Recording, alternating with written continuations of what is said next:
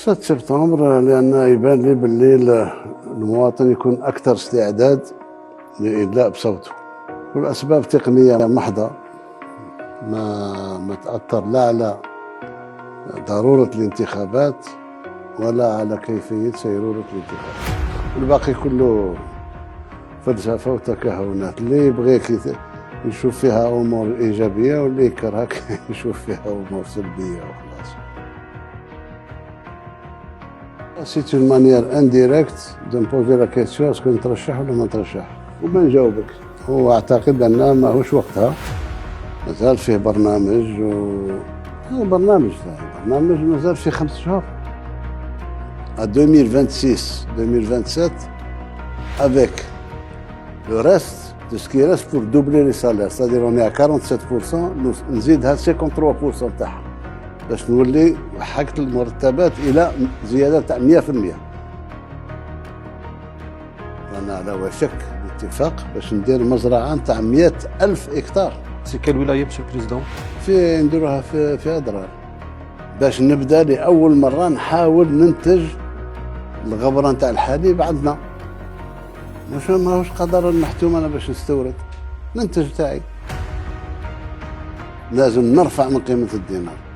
قيمة الدينار انخفضت في ظروف ما غير منطقية، ضخ أموال وسحب أموال بلانشابيي وداك الشيء. اليوم رانا نعانيو منها حنايا. الجزائر أولا نزيهة في التدخلات تاعها، لما تتداخل من أجل الحق والقانون الدولي. حنا تاريخنا يتكلم علينا، خذنا معارك شرسة من أجل ناس ما هم لا عرب ولا مسلمين. لما الجزائر خذات على عاتقها باش تطرد الكيان العنصري من جنوب افريقيا، سخرنا كل الطاقات نتاع الجزائر، كل الدبلوماسيه، وطردوا من الامم المتحده، وطردوا من المنظمات الافريقيه، وطردوا من كل الاماكن. وفلسطين تكون عضو دائم في الامم المتحده، وما نتركش ميدان المعركه حتى نوصل للنتيجه هذه ان شاء الله. أضاف الإيمان أن يكون فيه قرار ليؤمر الكيان باش يوقف جرائم الإبادة اللي قايمين بها على الفلسطينيين بصفة عامة، لأن فيه الضفة قبل ما يكون انتصار للجزائر ولا إفريقيا ولا العالم العربي، وانتصار للحق ضد الباطل. فيه دول في الاتحاد الأوروبي اللي أبدت استعدادها للاعتراف بالدولة الفلسطينية. إذا معاركنا تجيب ونواصل المعركة معهم.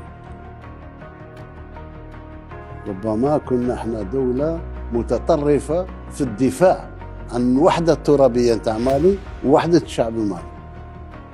إلى يومنا هذا احتاجونا رانا هنا، ما احتاجوناش الله يسمعنا الخير على بعضنا. في اتفاق على أساس نخلق كيان مش ضد دولة من الدول تاع المغرب العربي، ولكن العمل الثنائي تاعنا جيد، لا مع الأشقاء الليبيين ولا مع الأشقاء التوانسة ولا الأشقاء الموريتانيين. ولكن ماذا بينا نجمع كلمتنا ولو مرة في كل 3 شهور ولا 4 شهور.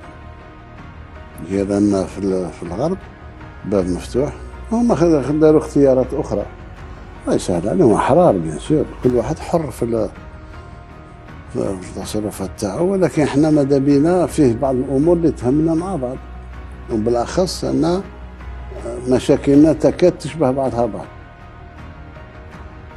تخريب الانسان اللي يخصص المال تاعو باش يخرب الفتنه مش مليحه. الجزائريين والجزائريات يمشوا بضميرهم وبحبهم المخلص لوطنهم فقط، لا تأثر فيهم لا إشاعات ولا دعايات، وبالأخص لما يعرف منين جاية الإشاعة ومنين جاية الدعاية. يقولوا شيء يقولوا العكس، اللي يتبعهم يتلف. يعني نشوف في كل الأماكن اللي فيها تناحر بين الناس دائما المال تاع الدولة موجود في الجوار، في اليمن، في هذه، في ليبيا، في السودان. يبدو لي باللي مثل ما يقول أخذتهم العزة بالإثم.